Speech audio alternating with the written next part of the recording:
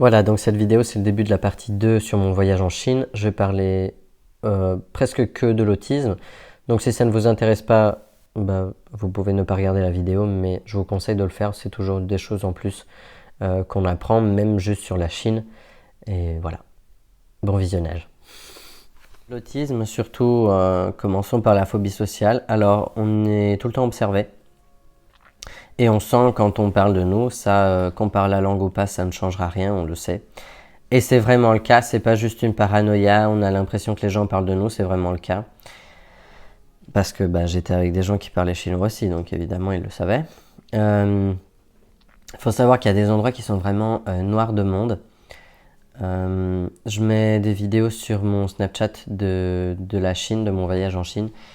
Donc vous pouvez voir ça là-bas, mais il y a un seul endroit qui est noir de monde d'ailleurs. Je vais vous le montrer ici. Voilà. C'est pas toujours comme ça. Et en général, quand il se passe un truc pareil, il suffit d'aller dans une rue parallèle et il y aura 2 fois moins de monde, voire 3 fois moins de monde. Mais il faut savoir que les Chinois aussi voyagent. Et ils voyagent surtout en été et eux aussi n'ont pas vu la plupart des endroits à visiter en Chine. Donc si vous allez dans une rue machin truc parce qu'elle est belle, faut pas s'attendre à ce qu'il y ait personne clairement, surtout en été. Maintenant en hiver c'est une autre histoire parce qu'ils n'ont pas beaucoup de vacances, donc en hiver il y a beaucoup moins de gens. Beaucoup moins de gens. Alors il faut aussi s'attendre à ce qu'on vous demande de faire des photos avec vous ou de vous. Et ça arrivait souvent quand il y avait quelqu'un qui parlait chinois avec nous. Et du coup, ils n'arrêtaient pas de nous poser des questions et d'où on venait, pourquoi on était ici et là. Et après, photo de groupe, photo individuelle, il y a tout. Je veux dire, c'est pas arrivé 50 millions de fois, hein, mais le nombre de fois que c'est arrivé, c'est déjà un peu gênant. Maintenant, moi, j'ai pas vraiment de problème avec ça. J'ai aussi déjà fait du cosplay, donc je sais ce que c'est que de faire des photos avec des gens qu'on connaît pas. Ça me dérange moyen. Mais je le dis au cas où.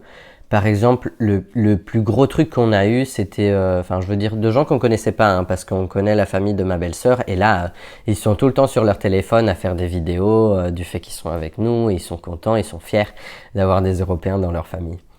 Mais donc là, on avait été dans un restaurant où c'était un vrai tout petit truc, quoi, un truc qui fait même pas la taille de mon étage du bas ici, et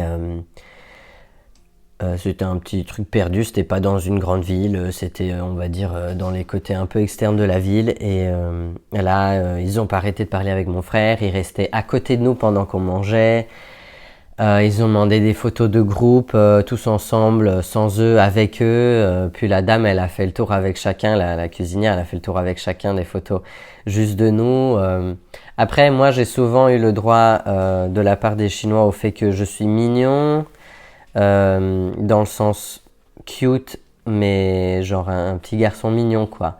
Pas un homme qui est mignon dans le sens qu'il est beau, quoi. Moi, ça me dérange pas. Après, il y a un autre truc, mais c'est énorme et j'arrive même pas à y croire que ce soit possible, mais ils utilisent pas du tout le langage corporel, ils utilisent pas leurs mains pour parler. C'est horrible.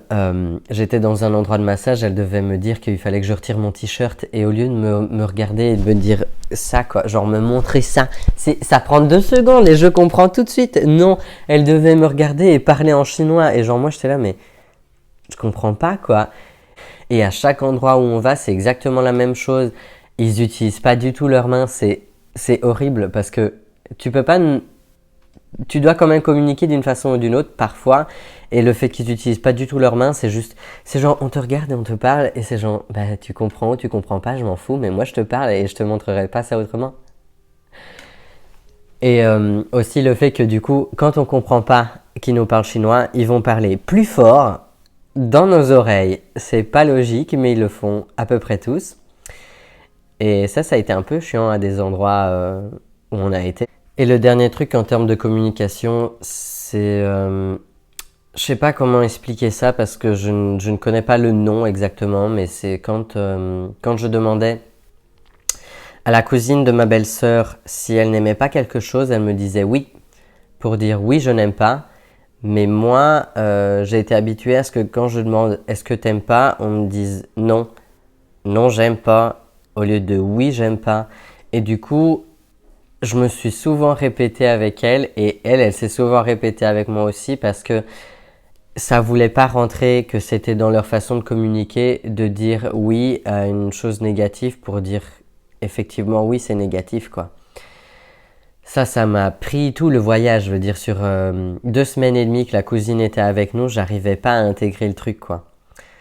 C'était horrible. Alors il y a une autre chose qui peut être relativement choquante pour tout le monde, mais pour un autiste à mon avis ça peut être plus compliqué à intégrer s'il ne le sait pas à l'avance, c'est que les normes sociétales sont complètement différentes, dans le sens que au niveau de la, comment on va dire, je sais pas comment dire, la bienséance, c'est complètement différent. C'est tout à fait acceptable de cracher par terre, même d'aller chercher ses glaires très très loin dans la gorge.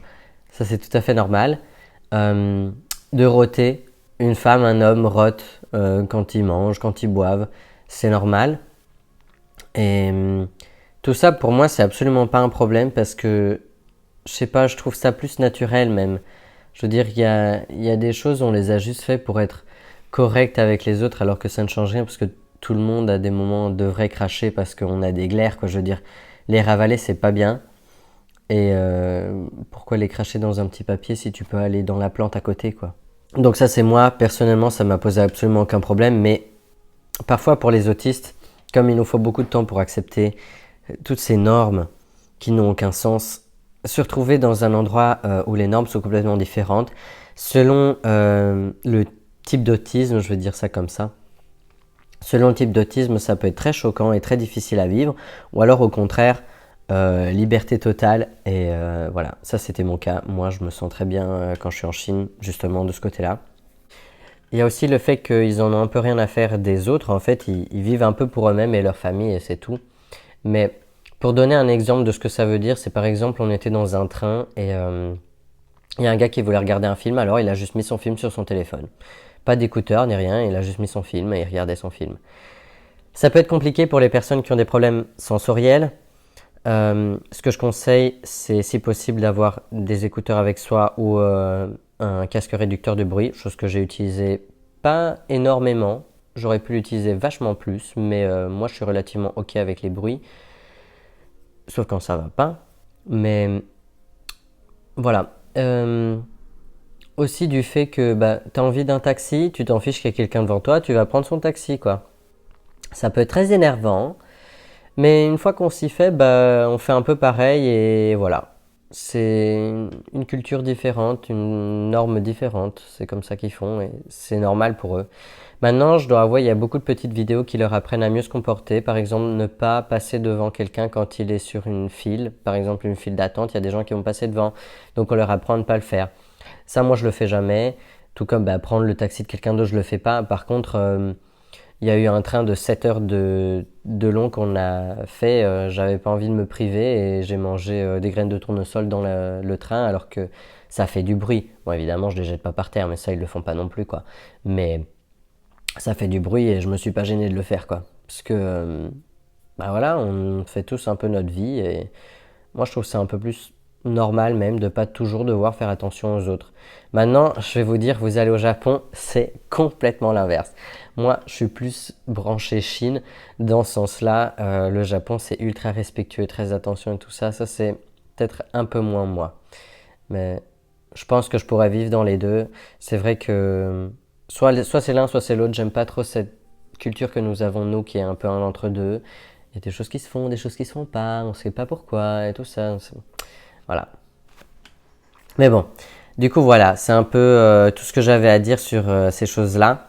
Comme j'ai dit, si vous avez des questions spécifiques, vous pouvez toujours me les poser. Et si jamais il y en a assez, je peux faire une vidéo, mais si on n'a pas assez, je répondrai en privé séparément. Donc voilà.